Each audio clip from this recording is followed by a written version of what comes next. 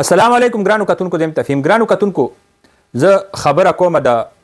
افغان مهاجرینو د نقل مکانۍ حوالې سره چې دې ټایم کې خیبر پښتونخوا کې یو ډېره لویه انساني علمیه هغه پیښه ده او جوړه ده د 13 ورځو نه زمونږ نظر دی چې وی آر سی سنټر په دې ځاخیلو کې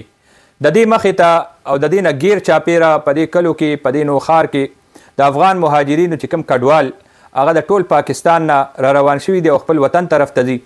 نو وی آر سی سنټر هغې کې د ویریفیکیشن عمل او بیا د بارډر صورتحال چې بارډر باندې دغې وجې نه په زرګونو ګاډي هغه چته د جي ټي روډ په غاړه ولاړ دي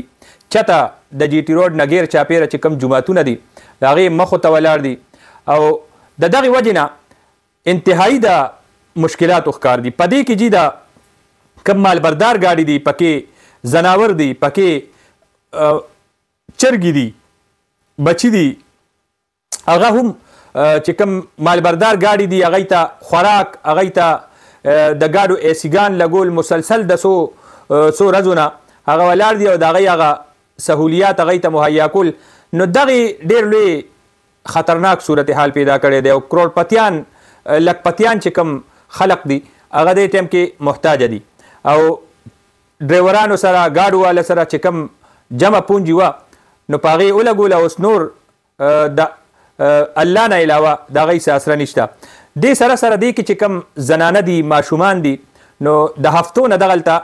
د بې سرو سامانۍ په حالت کې پراته دي هغې ته د باترومونو سهولت هغې ته د چت سهولت هغې ته د اوبو سهولت او د ضروریات زندگی چې دغلته کم ضرورت راتلی شي نو هغه نشته مونږ ګورو د دغې وجې نه دلته کې یو انساني علمیه جوړه ده او دې ټایم کې چې کم اداري دي متعلقه د دې نقل مکانۍ باندې کار کولو والا لا په دې باندې نظر ساتلو والا نو هغې سره هم د دې څه لار نشته حکومت په دې افغان کډوالو باندې د پاکستان مختلفو علاقو نه کوتک راکېښو چوکه خو یې پرې راکېښوه د یو ډېر لوی تعداد کې افغان مهاجرین هغه د کورونو نه راوویستی شول ګاډي پرې راډک کړی شول او اوس په خیبر پښتونخوا کې دا ګاډي یا جي ټي روډ په غاړه ولاړ دي نو ډېر افسوسناک صورتحال دی او زه خپله تجزیه که پې کوم نو هغه دا ده چې دی نه څه انتقام اخیستی شي آیا دی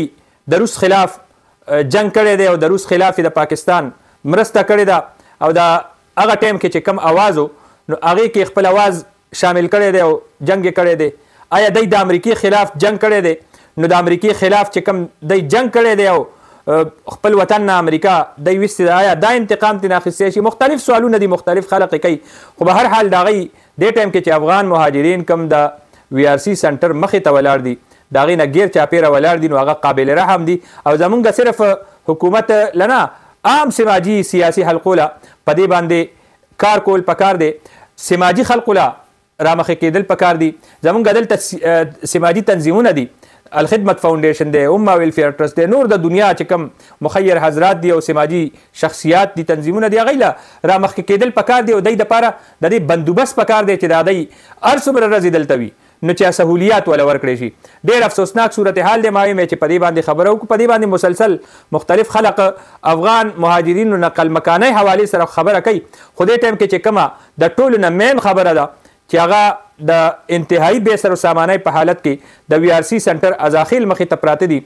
ماشومان شیرخوار ماشومان زنانه بوډاګان او بیا ورسره چې کم زناور دي او بیا مالبردار ګاډي چې هغې کې هم زناور چرګان داسې قسمه حالات دي چې هغې څه سهولیات نشته نو ورسره خوا کې چې کم یو غټ جومات دی هغې کې ولا ټرانسپورټرانو څه بندوبست کړی دی زنانو له خو دا ناکافي دی زه خیبر پښتونخوا حکومت ته هم وایم چې حکومت سره دلته کې ډېر ځای نه شته حکومت سره دلته کې چې تر کومې پورې بارډر نه کولو شوی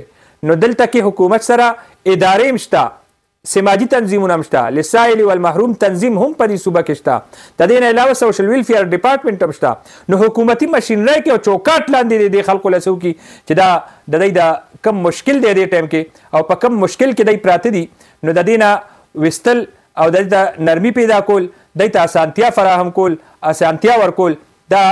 حیثیت انسان زمونږ د ټولو ذمهواري ده چې د افغان مهاجرینو ته افغان کډوالو ته دلته کې مهیا کړو، کم د ضرورت شیزونه دی له ورکو.